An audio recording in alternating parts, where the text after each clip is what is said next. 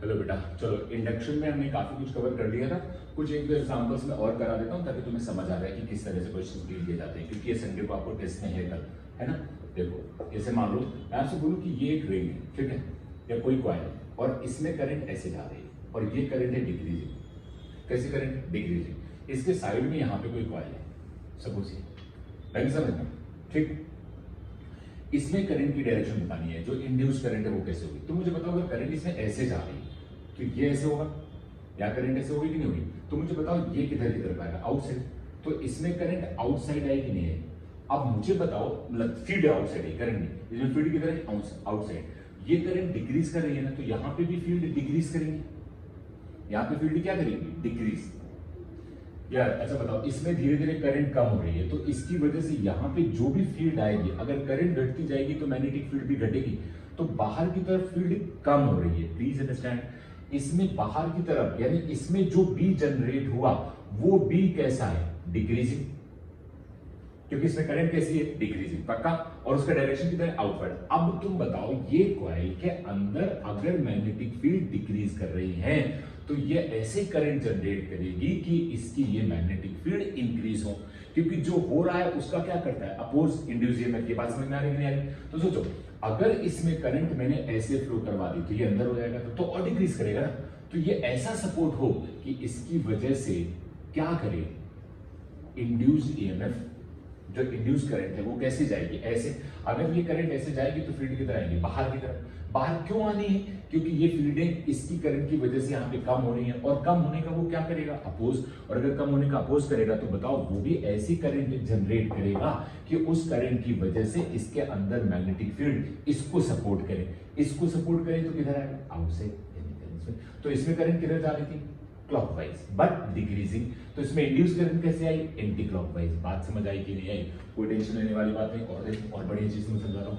मान लो मैं वही केस लेता हूँ जो पहले वाला था, डायरेक्शन वही रखता हूँ, direction is like this one, ऐसे, लेकिन इसमें करंट इंक्रीज कर रही है और ये कॉइल यहाँ पे।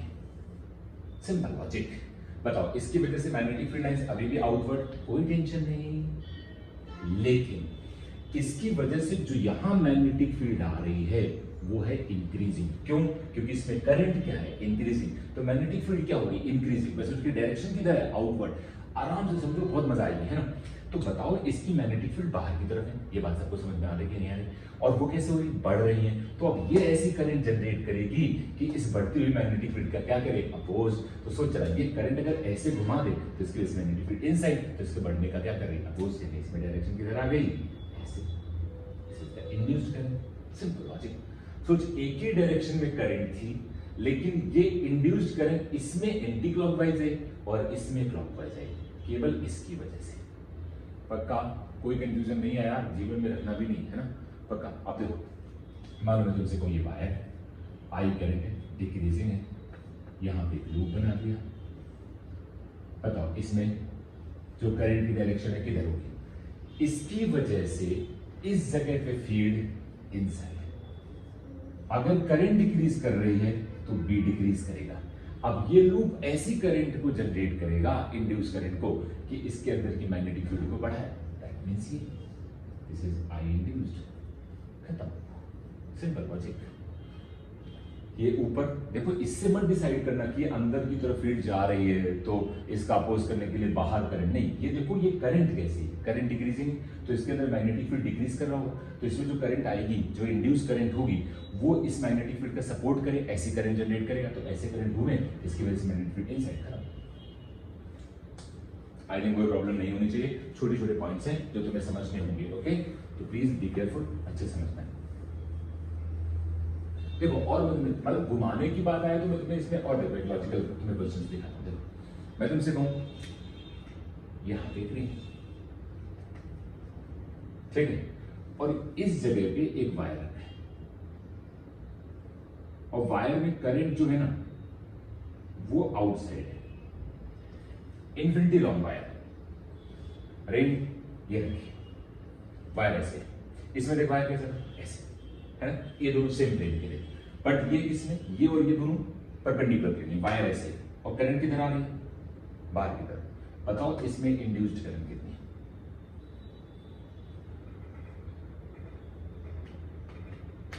सोच के बताओ, इंड्यूस्ड करंट, क्या इसमें कोई करंट इंड्यूस करेगी? होमवर्क दे दूं? नहीं यार नहीं कर देता हूं, तुम लोग तो वैसे भी नालायक हो। कैसे होगा? देख, इसमें जो मैग्नेटिक फील्ड लाइंस होंगी ना, वो इस वायर की वजह से ऐसे जा रही होंगी, ऐसे। तो सोच, अगर ये मैग्नेटिक फील्ड लाइंस ऐसे गई, तो क्या इस क्रॉस सेक्शन एरिया को, जो रिंग का क्रॉस सेक्शन एरिया है, क्या उसको कट कर पा रहे? नहीं, क्योंकि वो मैग्नेटिक फील्ड लाइंस इस प्लेन में आ गई। अगर वो इस प्लेन में आ गई तो एरिया वेक्टर बाहर की तरफ, मैग्नेटिक फील्ड 90 डिग्री, तो इसमें इंड्यूस्ड करंट कितनी आएगी? 0।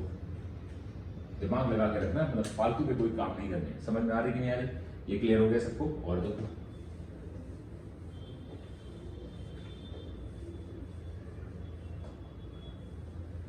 जितने चाहो उतने क्वेश्चन सॉल्व। कई बार ऐसा होता है, ये कॉइल, इस पे ये कॉइल, इसमें बोला गया करंट जा रही है ऐसे और वो है डिक्रीजिंग।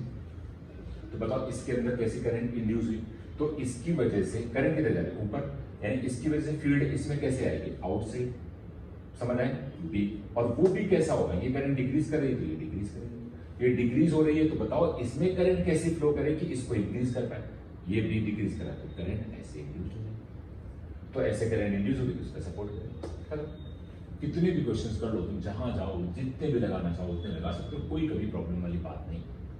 पक्का? डन? समझ में आ रहा है? तो अब मैं इसमें ज्यादा एग्जांपल नहीं ले रहा हूं, तुम्हें ये बात क्लियर हो गई, इसमें कोई दिक्कत वाली बात है नहीं। ओके, तो प्लीज बी केयरफुल और समझना इसको। अब देखो, एक दो क्वेश्चंस और आते हैं, है ना, जिसको हम लोग बोलते हैं कि अगर मैं तुमसे ऐसे बोलूं, देखो अगर मैं बोलूं कि यहाँ पे एक रॉड है, ठीक है, ये सब लोग समझ लेना, इस पे क्वेश्चंस आ भी चुके हैं ना, ये रॉड और वो इस पॉइंट के अबाउट घूम रही है ओमेगा से, ये पॉइंट है ए, और मैग्नेटिक फील्ड एवरीवेयर आपको गिवन है, ये मैग्नेटिक फील्ड में, क्योंकि उसके बगैर तो हमारा काम नहीं होगा। बी की मैग्नेटिक फील्ड है और इनसाइड द प्लेन है, ओके, यहाँ पे पॉइंट मान लो बी है, ओमेगा से ऊपर, लेंथ इसकी एल है, और मुझे ए बी के बीच में पोटेंशियल डिफरेंस चाहिए, ठीक।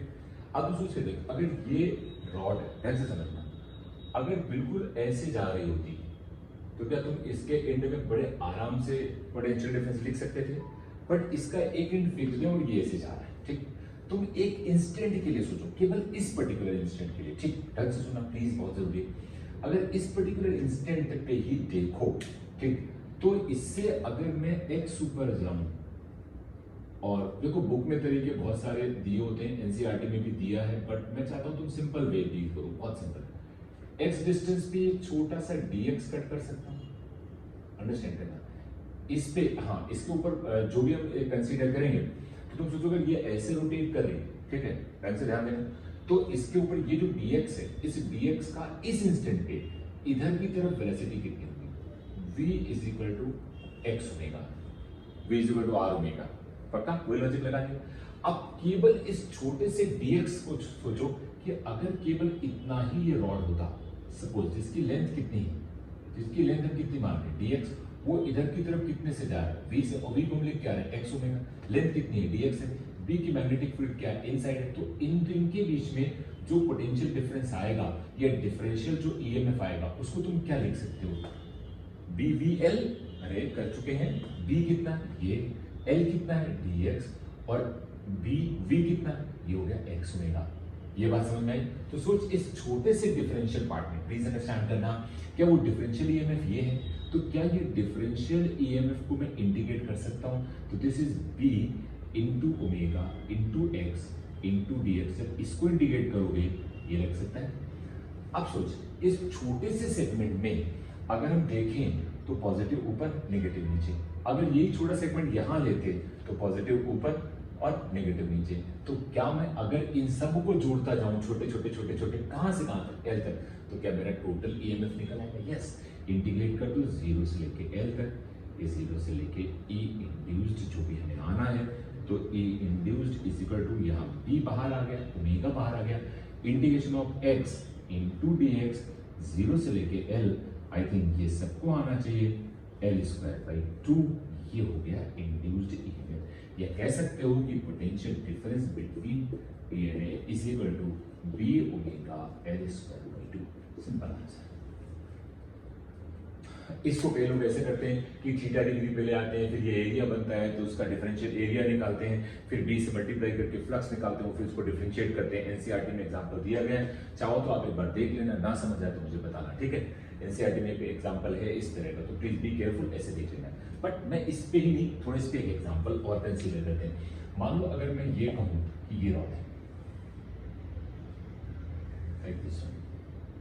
ठीक है, और इसको मैंने मिडिल यानी कि टोटल लेंथ L थी, बट ये लेंथ L/2 है और ये लेंथ L/2 है। B की magnetic field inside the plane है और इसको इस पॉइंट के अबाउट मैं ओमेगा से घुमा रहा हूं। अब बताओ induced EMF between A and B क्या होगा? सोच समझ के बताना है। इसको मैंने मान लिया O। अब सोचिए, देखो जब ये ऐसे घूमेगा तो जो इस इंस्टेंट पे इतना पार्ट है वो इधर जाना चाहेगा और जो ये वाला पार्ट है वो इधर जाना चाहेगा, ठीक है। तो सोच ये अगर देखा जाए, अच्छा तुम मुझे बताओ यहां पे जो वायर है इसको हम just equivalent to like this कह सकते हैं, थोड़ा समझने के लिए पक्का। और ये कहता हूं B ओमेगा L²। अंडरस्टैंड हुआ नहीं?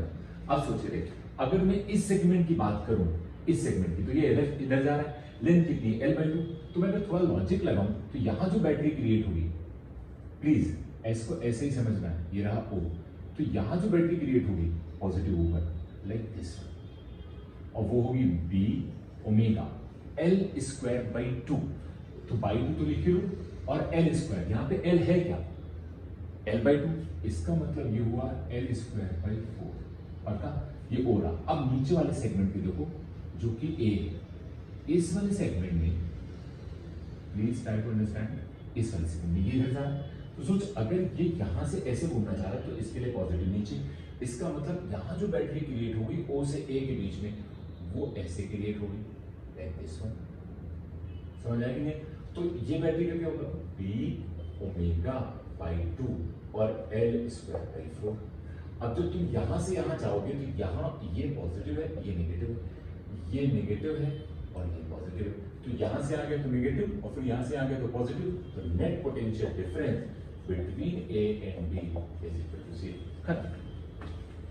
बात समझ में आ रही कि नहीं आ रही है? पक्का। तो one of the examples objective NEET में बहुत ज्यादा फ्रीक्वेंटली पूछा जा सकता है क्योंकि छोटा सा पार्ट है ना। और देखो और क्या हो सकता है, और दिखा दो, थोड़ी कुछ बातें और समझ लो, क्योंकि इसके क्वेश्चन में पूछूंगा तो प्लीज मतलब थोड़ा ध्यान से करना है आपको। ऐसा हो सकता है, मान लो ये मैं बताऊंगा नहीं, ये तुम्हारे लिए होमवर्क है ना, और हो सकता है ये एग्जाम में भी पूछूं, और होमवर्क भी मैं सॉल्व नहीं करूंगा, कल पेपर तो आना ही है, तो प्लीज अपने आप समझना इसको। ये रॉड है L की, ठीक है, मैंने यहां से इसको इंच लिया, ये पॉइंट हो, और ऐसे घुमा रहा हूं मेरा से, ये जो लेंथ है ये L/3 है, और जो ये लेंथ है ये है 2L/3। B की magnetic field inside the plate है, ये पॉइंट है A, ये पॉइंट है B। आपको बताना है ये क्या होगा, बी केयरफुल, आपको करना है, दिस इज होमवर्क, ओके। तो आपको समझ आना चाहिए, ठीक है। कोई डाउट तो नहीं, पक्का समझ में आ रहा है? और देखो इतना क्लियर हुआ, और क्या हो सकता है? अच्छा याद रखना ये सब कंडक्टिंग है, रॉड कंडक्टिंग है, नालायक को ये मत कर देना, तो ऐसा मत कर देना कि कोई तुम्हें बोले कि भाई ये है, ये रॉड है, इस पॉइंट के बोर्ड घूम रही है, क्योंकि तुम्हारे पे भरोसा नहीं कर सकते हम कभी, कई बार ऐसा होता है तो पढ़ते ही नहीं क्वेश्चन। ये है B की मैग्नेटिक फील्ड है और तुमसे बोला गया कि एक नॉन कंडक्टिंग रॉड है, इस पॉइंट के बोर्ड घूम रही है, L एंड B की मैग्नेटिक फील्ड, बताओ potential difference between this and this, 0। क्योंकि जब तक इंडक्शन ही नहीं होगा, मतलब इलेक्ट्रॉन शिफ्ट नहीं होंगे, तब तक पोटेंशियल डिफरेंस कैसे आएगा? और नॉन कंडक्टिंग रॉड में चार्ज तो शिफ्ट नहीं हो सकता ना, तो नॉन कंडक्टिंग के लिए बीच में पोटेंशियल डिफरेंस हमेशा क्या आना चाहिए? 0। बहुत ध्यान समझना। मैं हो सकता है ऐसे क्वेश्चन डालूं जिसमें लिखा हो नॉन कंडक्टिंग, तो कंडक्टिंग में ही इंडक्शन हो सकता है, नॉन कंडक्टिंग में कुछ भी पॉसिबल नहीं है, तो बी केयरफुल, है ना। और देखो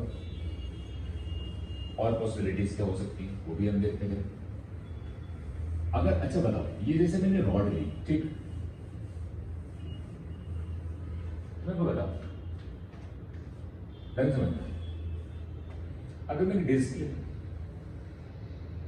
कंडक्टिंग ले, नॉन कंडक्टिंग, रेडियस आ, कंडक्टिंग है, रेडियस आर है, बी की magnetic field everywhere inside the plane, ठीक है, और ये ओमेगा से घूम रही है अबाउट द सेम टाइम, ठीक।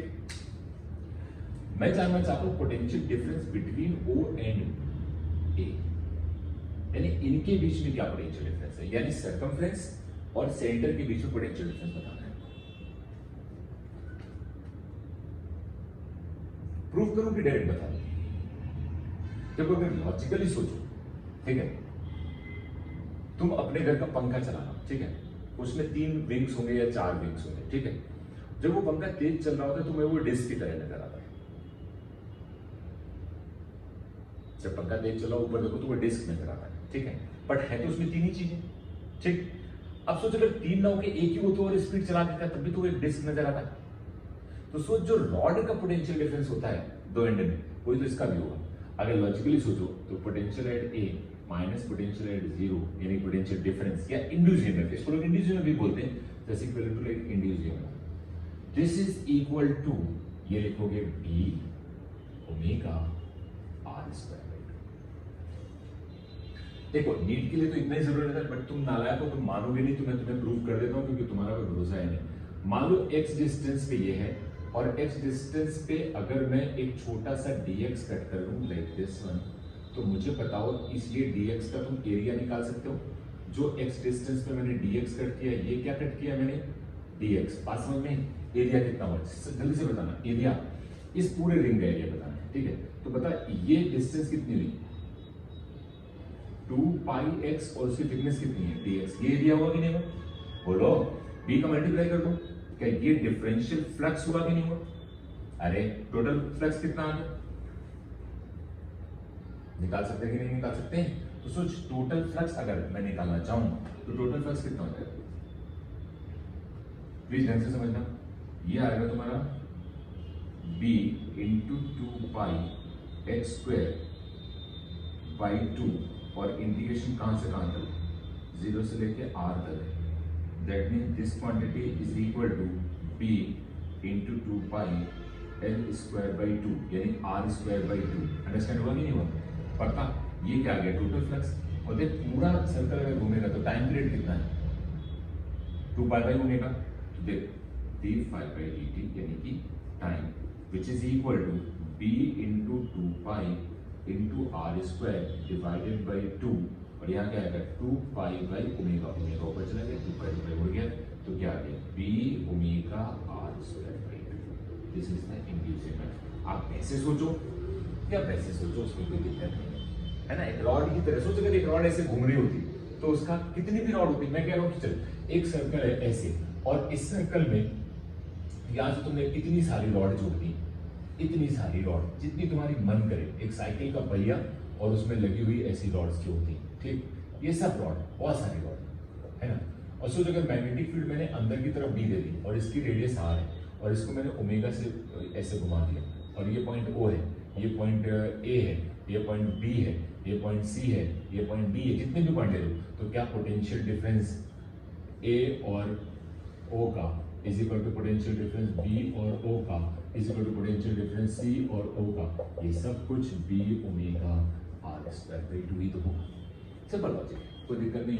बट अगर ये बोल देता कि this is a non conducting ring तो पोटेंशियल डिफरेंस 0 या इंड्यूस्ड ईएमएफ 0, याद रखना, गड़बड़ मत कर देना इसमें। पक्का ये बात सबको क्लियर हो रही है? तो ये थोड़ी थोड़ी कुछ बातें आपको याद रखनी है और समझनी है, ठीक है बेटा। और देखो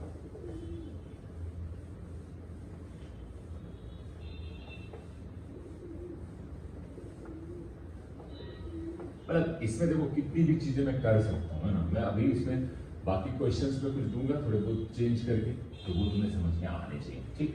अब देखो एक और चीज होती है, कई बार ऐसा होता है कि आपको मैं एक और चीज बता देता हूँ क्योंकि ये एनसीईआरटी में भी गिवन है और क्वेश्चंस भी आ चुके हैं। जैसे मान लो ये है एक पर्टिकुलर रीजन जहाँ पे मैग्नेटिक फील्ड दी गई है, ठीक है, ऐसे मैग्नेटिक फील्ड, और मैंने बोला कि यहाँ पे तुम्हें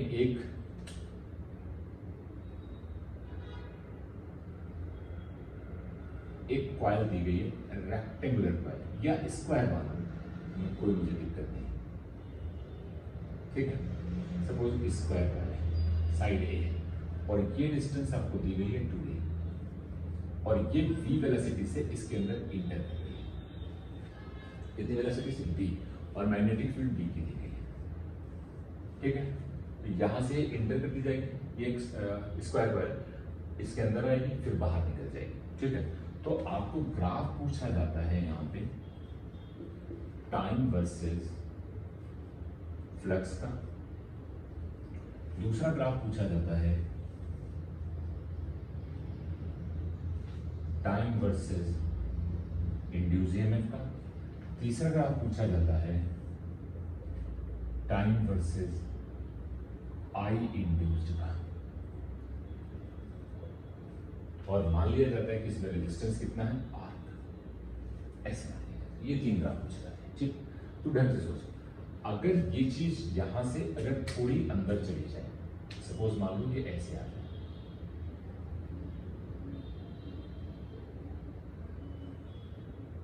ये पार्ट, तो कितना पार्ट v वेलोसिटी से ज्यादा थे तुम्हें पता ही, तो कितना पार्ट इसके अंदर आ गया, इतना। मैं मान लूं कि ये पार्ट मैंने माना कि दिस इज x, ये बात सपोज समझ में आ गई। तो सोच ये डिस्टेंस कितनी है a और ये x है, तो बता एरिया कितना होगा इसका, एरिया होगा हमारा x into a, magnetic field कितनी की b, तो बता फ्लक्स कितना होगा, this is equal to b a x, यही तो फ्लक्स होगा। आई थिंक इसमें कोई दिक्कत तो नहीं है तुम्हें, ये बात समझ में आई। या इसको कई बार लोग ऐसे कहते हैं कि बोलते हैं सर इसको dx मान लो और अच्छा मजा आएगा, तो dx इंटू a, तो ये आ गया बोल। और ये जो dx अंदर गया है इसको टाइम लगा dt का, तो बता फ्लक्स तो ये हो गया। अब मुझे बताओ d phi by dt is equal to b a dx by dt, और dx बाई dt क्या है v, यहाँ क्या रख सकते हो b a v, क्या यही इंड्यूस्ड है। अभी तो मैं मैग्नीट्यूड की बात कर रहा हूँ, इंड्यूस्ड में माइनस साइन के बराबर होता है, वो तो भी सब आ जाएगा, उसमें कोई दिक्कत नहीं है, पक्का। तो पहले बताओ फ्लक्स जो आया तुम्हारा, अगर तुम इसको इंटीग्रेट करके इस पूरे फ्लक्स को इस तरह से मान लो ये डिफरेंशियल पार्ट तुमने लिया, तो ये किसके प्रोपोर्शनल है, ये तो डिफरेंशियल फ्लक्स है, पक्का। अब अगर तुम फ्लक्स निकालते टोटल तो क्या कहते हैं बी ए इंटू एक्स, क्योंकि इसको इंटीग्रेट कर देते दोनों साथ। तो सोच फ्लक्स किसके प्रोपोर्शनल है, एक्स के, ये बात समझ में आया। तो जैसे जैसे एक्स बढ़ता जाएगा क्या फ्लक्स बढ़ता जाएगा, तो फिर स्ट्रेट लाइन आएगी कि नहीं आएगी, पहले कैसे। लेकिन यहाँ पे एक चीज होगी वो तुम्हें समझनी होगी, देखो कैसे, ये समझ आएगा नहीं, इसको इंडिकेट करके किया है, डिफरेंशिएट करके ये इंड्यूस ईएमएफ निकाला है, वो माइनस साइन अभी मैं बता दूंगा कैसे आना है, उसमें कोई दिक्कत नहीं, वो तो 2 ग्रेड समझ में आ जाएगा। तो मुझे बताओ जब ये रिंग पूरी अंदर आ जाएगी, कितनी अंदर आ गई ए, तो सोच जब ए आ गई और फिर इसके बाद आगे जाएगी तो इसके अंदर फ्लक्स में चेंज नहीं आएगा, क्योंकि पूरी अगर कॉइल अंदर आ गई फिर तुम अंदर ले जा रहे हो तो फ्लक्स में चेंज ही नहीं आएगा, फ्लक्स में चेंज नहीं आएगा, फ्लक्स कांस्टेंट हो जाएगा, पक्का, कोई कंफ्यूजन तो नहीं। तो यानी कि पूरा अंदर आ गया तो बताओ ये कांस्टेंट हो गया, अब ये आगे बढ़ता जा रहा है तब भी फ्लक्स उतना आगे बढ़ता जा रहा है, तो फिर अंदर पे डिपेंड नहीं करेगा, तो थोड़ी देर के लिए क्या हो जाएगा कांस्टेंट। एंड देन जब ये फिर से बाहर निकलना स्टार्ट करेगा तो फ्लक्स क्या करेगा, डिक्रीज करेगा। जब ये बाहर निकलना स्टार्ट करेगा तो फ्लक्स कैसा करेगा, डिक्रीजिंग, और जब ये पूरा बाहर चला जाएगा तो फ्लक्स जीरो। इसका मतलब ये,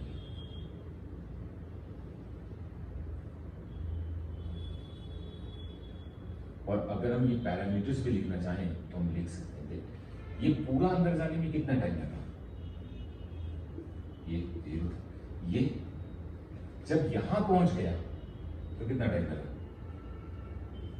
और जब और बाहर निकल गया, सिंपल। और मैक्सिमम फ्लक्स उतना कितना हुआ, कितना बी, और एरिया कितना ए स्क्वायर, ये फ्लक्स वर्सेस टाइम। अब यहां पर ध्यान समझना, ये क्या था फ्लक्स, सोच एक बढ़ रहा था, तो बेसिकली डिफरेंशिएशन क्या होगा, पॉजिटिव, लेकिन बाहर एक क्या लगा होगा माइनस, तो वो कैसा आएगा, नेगेटिव, वो कैसा आएगा नेगेटिव। तो अगर मैं इंड्यूस ईएमएफ को साइन के साथ रखूं तो वो कैसा आएगा, नेगेटिव। तो सोच जरा वो इंड्यूस ईएमएफ इस पे कैसे क्रिएट होगा, ये अंदर जा रहा है, एटलीस्ट 2 मिनट समझ लेना, अगर ये अंदर जा रहा था तो सोच मैग्नेटिक फील्ड बढ़ रही थी, तो उसको रोकने के लिए इसमें जो बैटरी आएगी वो ऐसे आएगी, इस तरह से। अगर तुम इसको पॉजिटिव मानते हो तो फिर जब ये बाहर जा रहा होगा तो इसमें बैटरी आएगी कैसी, अब ये आएगी ऐसे, क्योंकि जब बाहर जा रहा होगा तो यहां फील्ड क्या हो रही होगी, कम। बोलो ना यार, फील्ड कम हो रही होगी तो करंट अगर ऐसे जाएगी इस तरीके से, ये देखो करंट अगर ऐसे जा रही होगी, नहीं एक मिनट, जब ये ऐसे जा रहा है तो फील्ड इसमें क्या हो रही है, बढ़ रही है। तो अगर करंट ऐसे गई तो ये अपोज करने के लिए ये आया, पक्का। अब सुनो, जब ये बाहर निकल रहा होगा तो इसमें फील्ड क्या हो रही है, कम, इसको बढ़ाना पड़ेगा। बढ़ाने के लिए कैसा इंड्यूस होगा, ये यहां पे इंड्यूस होगा, बट होगा ऐसा, इस तरीके से। क्यों, क्योंकि जब ऐसे करंट जाएगी इस तरह की, तभी तो इसके अंदर फील्ड बढ़ेगी। देखिए सोच, अभी करंट ऐसे जा रही थी, लेकिन थोड़ी देर पहले करंट ऐसे जा रही थी।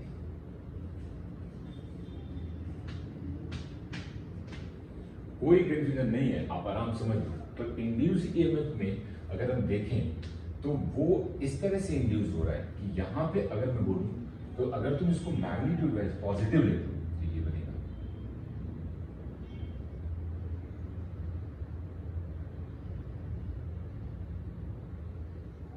यहां पे 0, फिर इसके बाद साइन के साथ ले रहा हूं, ध्यान रखना।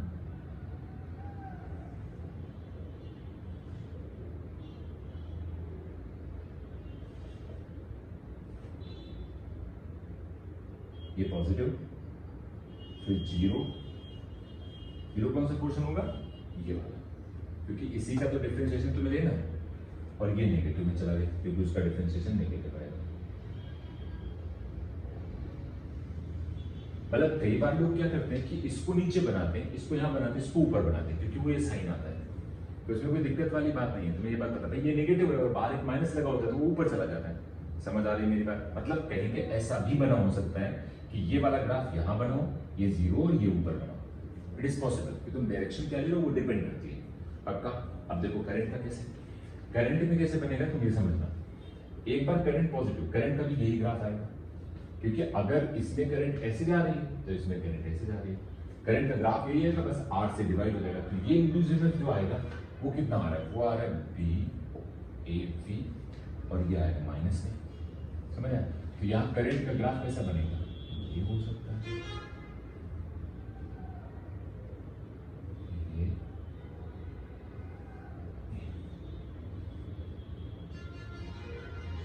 और बार बार बोल रहा हूं, यहां जो लिखोगे वो होगा BAV/R, यहां जो लिखोगे वो minus current versus simple logic है। ग्राफ आपको याद रखने, इसमें ज्यादा कुछ होता है नहीं।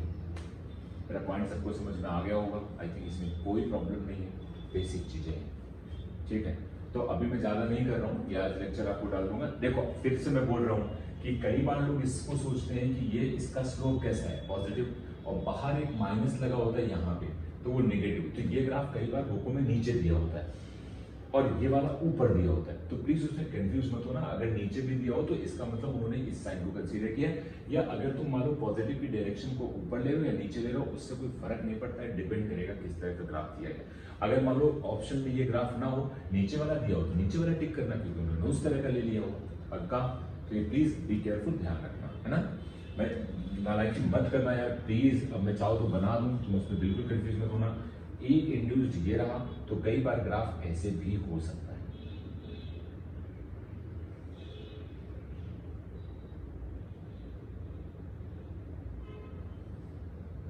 इट इज पॉसिबल, है ना। ये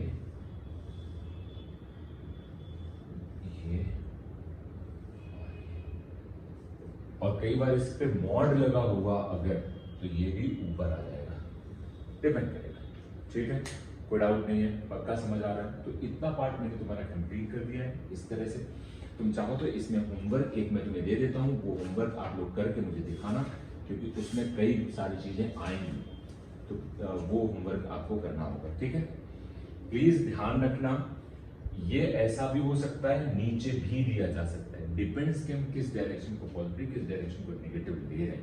अगर कंफ्यूजन हो रहा हो तो इसको भूल जाना, क्योंकि तुम लोग नालायक हो, यही बना लेना, ठीक है, ये ग्राफ ये वाला है ना, मॉड मत लगाना यहाँ पे। उसका रीजन मैं क्यों बोल रहा हूँ, इसलिए बोल रहा हूँ क्योंकि देखो ये स्लोप है पॉजिटिव, लेकिन अगर तुम इसका स्लोप निकालोगे तो स्लोप देख क्या आएगा, d5/dt, यार पक्का ना, और एक माइनस लगा देते हैं तो ये तो पॉजिटिव स्लोप है, लेकिन माइनस लगा दिया तो नेगेटिव हो गया, तो इसका मतलब जो इंड्यूसमेंट हो गया वो कहाँ चला गया, नेगेटिव, और ये स्लोप है नेगेटिव, बट एक बार माइनस लगा दिया तो प्लस हो गया, तो ऊपर चला गया। तो तुम चाहो तो ये मत सोचना, मत बनाना, तुम कंफ्यूज हो जाओगे, नहीं तो यही बनाना तुम, चलेगा ना। और करंट में भी बिल्कुल यही बनाना, तुम यहाँ पे इसको बनाना नीचे, मैं कोई कंफ्यूजन नहीं चाहता हूँ, पता लगा तुम कंफ्यूज होकर क्वेश्चन गलत करो, इससे अच्छा यही बना, ये ऐसे, ठीक है।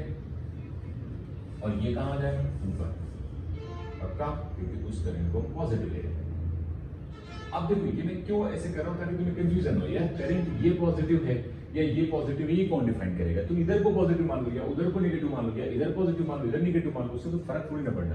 बट तुम ये समझो, ये तो तुम्हें समझ में आएगा ना, ये किसका ग्राफ है, करंट का, तो बी केयरफुल, ओके। ये तुम्हारा इंडिविजुअल का ग्राफ हुआ। इसके बाद अब जो नेक्स्ट इसमें आएगा वो काफी कुछ इसमें इंपॉर्टेंट चीजें और है, बट इतना तुम समझ के यार, इतना करके एक क्वेश्चन में तुम्हें दे देता हूँ, वो होमवर्क में कर लेना, हो सकता है वो मैं एग्जाम में पूछूं। यहां मैग्नेटिक फील्ड है, बी की मैग्नेटिक फील्ड है, ओके, और ये एक सेमी सर्कुलर रिंग है, लाइक दिस वन। कैसे रिंग है, सेमी सर्कुलर, और सेंटर के अबाउट ये ओमेगा से घुमा दी गई है, रेडियस आर है, बी की मैग्नेटिक फील्ड है, ठीक है, पक्का। और ये ऐसे घूम रही है, यहां मैग्नेटिक फील्ड नहीं है, आपको यही तीनों ग्राफ बनाने हैं, ये पूरी रिंग इस तरह से,